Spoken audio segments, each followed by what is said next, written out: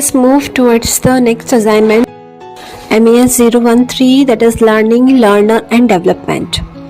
And again here first question is, discuss Vygotsky's socio-cultural perspective in learning and its education implications. So here answer could be in this way. Lev Vygotsky, a Soviet psychologist, has propounded the socio-cultural theory. And this theory, we can say that Vygotsky's socio-cultural perspective in learning implies the idea that social interaction plays a crucial role in the development of learners' cognitive ability. His perspective emphasizes importance of cultural tools in learning process.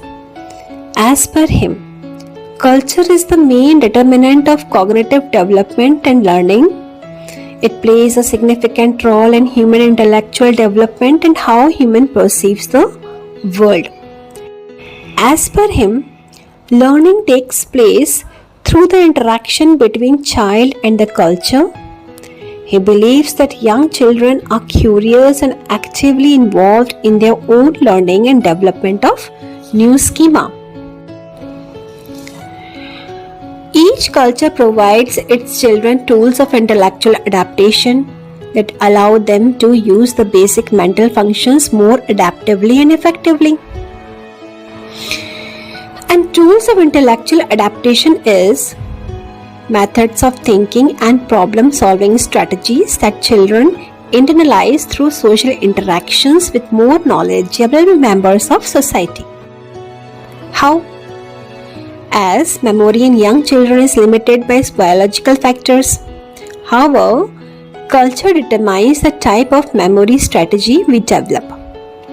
In Western culture, children learn note making to aid memory, but in pre-literate societies, other strategies must be developed, such as tying knots in a string to remember or carrying pebbles or repetition of the names of ancestors until large numbers can be repeated. Interaction within the socio-cultural environment develops into more sophisticated and effective mental processes, which Vygotsky refers as higher mental functions. Now the educational implications of Vygotsky's perspective are: it helps us in finding the challenging task within the context of collaborative and cooperative activities and group activities. It exposes the problems in the zone of proximal development. It provides us to seek and identify the opportunities for authentic activities. It emphasizes the active role of the learner in building understanding and making sense of information. So ultimately it helps the learner in constructing their own knowledge. His perspective is even applicable on curriculum, and it helps the students and the other learners to relate their experiences, means what they know, to something new. His perspective also enforces that interaction with peers is also an effective way of developing skills and strategies.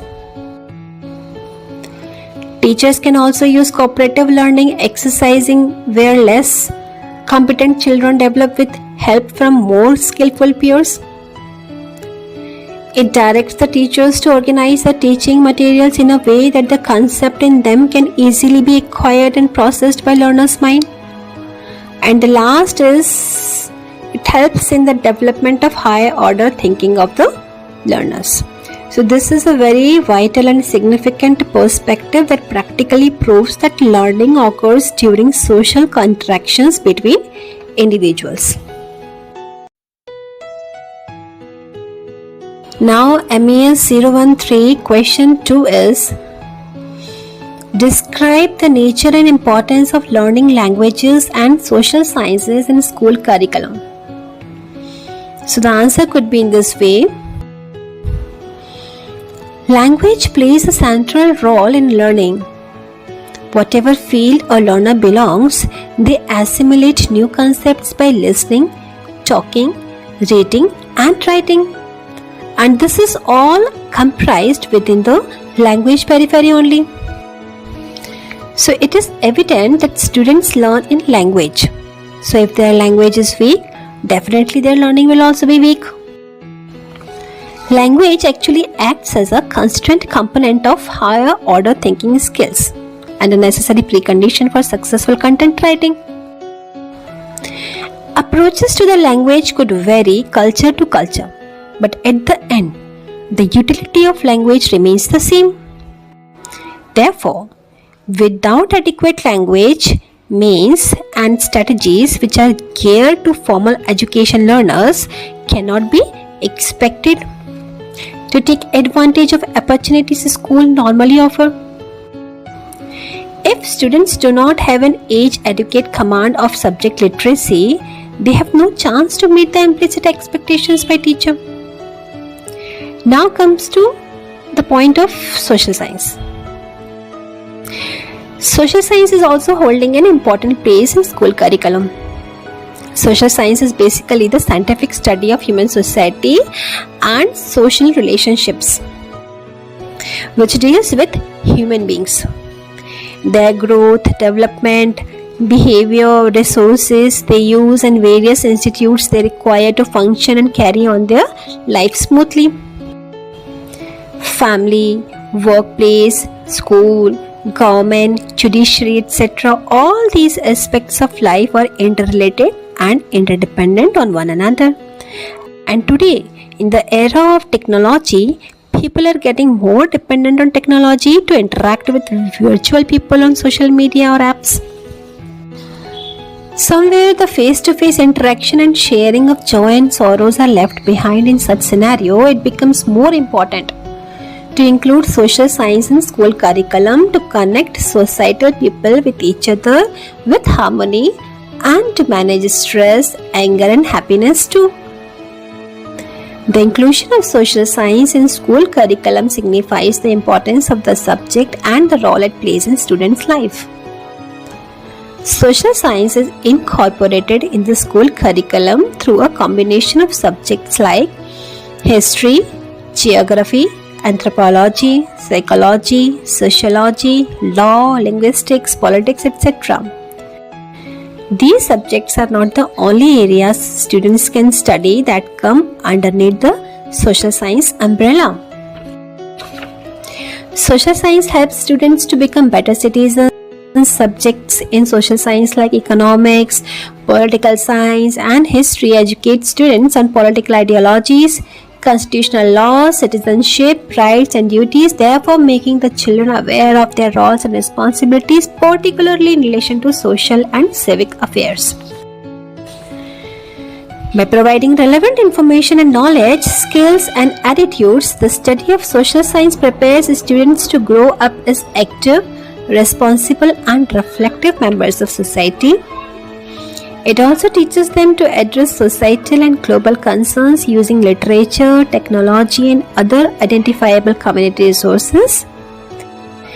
It also helps the students to recognize the benefits and challenges of living in a world with multiple cultures, understand the importance of democracy, rights and freedoms, and in developing critical thinking abilities.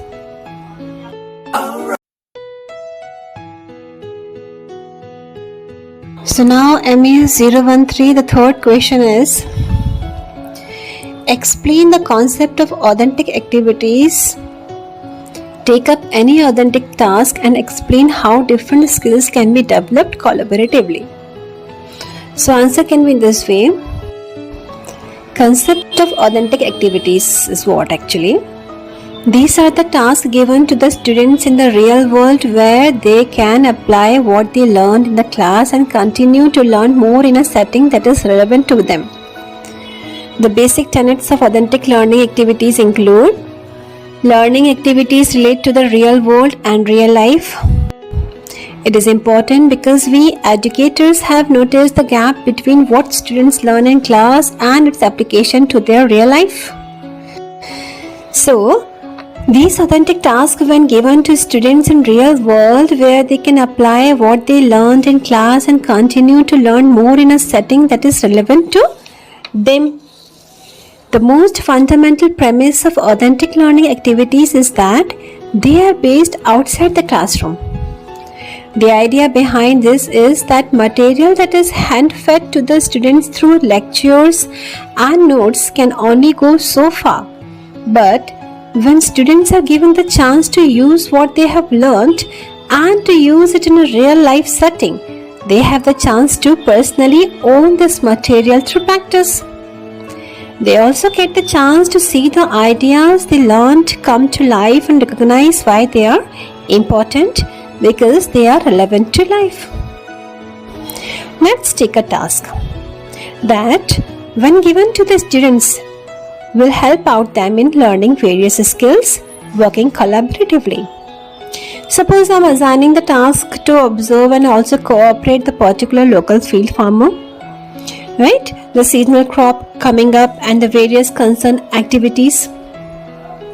Conclusively applying this authentic activity, dividing the groups, letting them to implement the task practically themselves result in the below mentioned skills. First, collaboratively working firstly and most importantly helps them to build up a good teamwork spirit. Second, they even understood that how laboriously the grains are produced and how time consuming and patience keeping task is that. This helps them to respect the food, respect the farmers, respect the land, water, plants, nature, time, and actually respecting this life. Third, they even build up the power of tolerance, as many a times it happens that they sow the seeds and the heavy rain damages the crop. If not rain, then sometimes the excessive heat in summer dries up the land. This all helps them to become more tolerative. Fourth, they also understand the importance of invention and implementation of new scientific tools and techniques and importance of medicines also. Alright.